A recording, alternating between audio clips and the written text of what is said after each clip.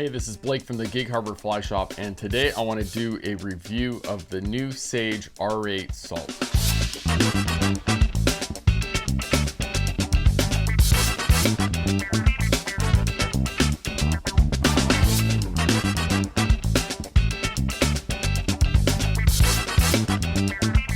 The R8 Salt came out just a couple weeks ago, and our rep loaned me a couple rods, and I was able to take those on a trip down to Cuba very recently. Maybe you've seen some of those videos that we've posted. All three of those videos are live now, and so you can actually see those rods in action. And it was really fun to be able to fish those rods down there and actually get some experience on the water with them instead of just doing a parking lot review. So the rod comes in a nice white metal tube, and then also has a rod sock as well. The rod I have right here is the 9-foot 8 weight. I also borrowed the 9 weight. And so I had this rod lined up with a Rio Elite Bonefish line, and it was an absolute dream to cast. Right out of the gate, we had some very windy conditions. Actually, we had windy conditions the entire week. So we really put these rods to the test. And so we were wade fishing for bonefish, also fishing out of the boat.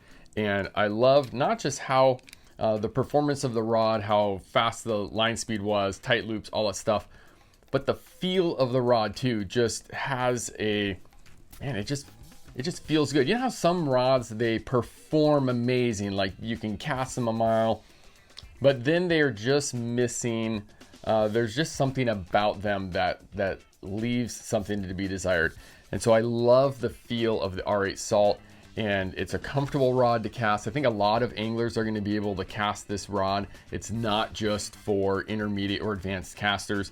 It's very comfortable to cast for, I think, the general public. So I loved fishing this one with a Rio Bonefish line on it. So for the 9 weight, I had it lined up with a Rio Elite permit line. And for permit fishing, over the years, I've usually just fished a 10 weight. I've had 10s for juvenile tarpon and for permit. So on this trip, I was a little bit nervous about maybe having windy conditions and having to throw a long leader with the 9 weight. But we had horrible conditions. It was really windy, and the guide immediately put on 14 feet of leader, and with a heavy crab fly. I'm like, oh my gosh, how am I gonna cast this thing? But I was able to actually make the presentation. Because of those windy conditions, it was difficult to see fish. So most of the shots that I had at permit, and I cast the 10 fish the first day, 3 fish the second day, and then I didn't really get other opportunities throughout the week to fish for permit. We were more focusing on bonefish and tarpon. But for those 2 days, the shots were all fairly close. The wind conditions made it where the fish were approachable. They weren't super spooky. I was able to throw multiple casts, and the fish were I don't know, they responded to the fly, but they just wouldn't eat it. They were chasing, they were following it. Their body language looked like they were happy, happy permit. We just couldn't get them to eat. So I loved how that 9 weight cast into the wind. Well, no one loves casting in the wind, but I was happy that I was able to deliver in the really difficult conditions with the boat moving and that rod. And even with the 9 weight, I didn't miss my 10 weight.